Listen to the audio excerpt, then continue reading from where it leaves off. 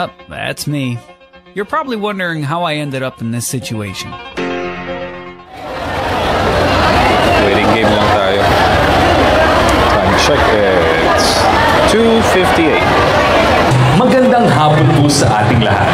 Mangyayari pong humanap na tayo ng ating mga maupuan dahil magsisimula na ang ating programa maya-maya lang. Maraming salamat po.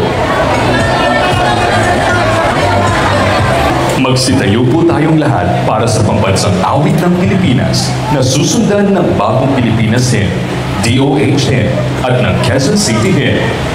Alright.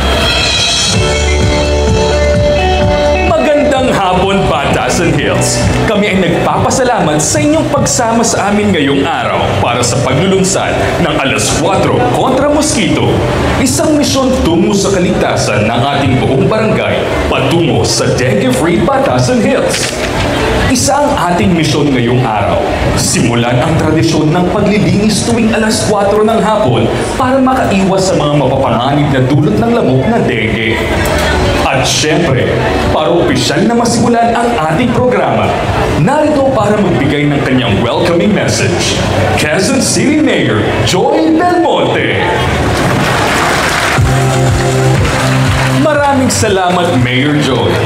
Kalusugan ng mga taga Quezon City ang prioridad ng ating LGU at syempre, pati na ng ating Department of Health. Narito para mas bigyang linaw ang halaga at tungkulin natin sa pagpapanatiling ligtas sa sakit ang buong barangay. Mayroong mensahe ang ating Secretary of Health, Dr. Ted Herbosa, to be delivered by Integrated Resilience Office OIC under Secretary of Health, Dr. Gloria Balboa. Maraming salamat po, Yusek Balboa. Maaaring ang tanong nating lahat ngayon ay saan ba nahahanap ang mga kitikiti? Ano ba ang mga dapat nating gawin? Ngayong araw ay matututunan nating lahat ang tamang paraan ng pag-search and destroy na pinagmumulan ng dengue. Ladies and gentlemen. Tara. Ladies and gentlemen, please welcome the Director 4 ng DOH Health Promotion Bureau, Director Maria Cristina May L. Marasiga. Mas alam at mas madali na nating makikilala ang lamok na nagdadala ng dengue.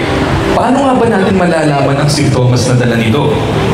Upang bigyang linaw ang signs and symptoms of dengue, pati na rin sa kung paano sinusuporta ng Department of Health ang laban natin lahat sa sakit na ito. Sasamahan tayo ni Undersecretary of Health, Dr. Mary Ann Palermo Maestra. It's alas 4 kontra Mosquito. Our mission starts now! Yun lang, maraming salamat. Bawat buhay, mahalaga. Maraming pong salamat, Dr. Ted Herbosa. At maraming salamat sa lahat ng nakibahagi sa ating 4 p.m. cleanup drive. Gawin natin ito tuwing alas 4 ng hapon araw-araw upang mas mapanatiling ligtas ang ating barangay.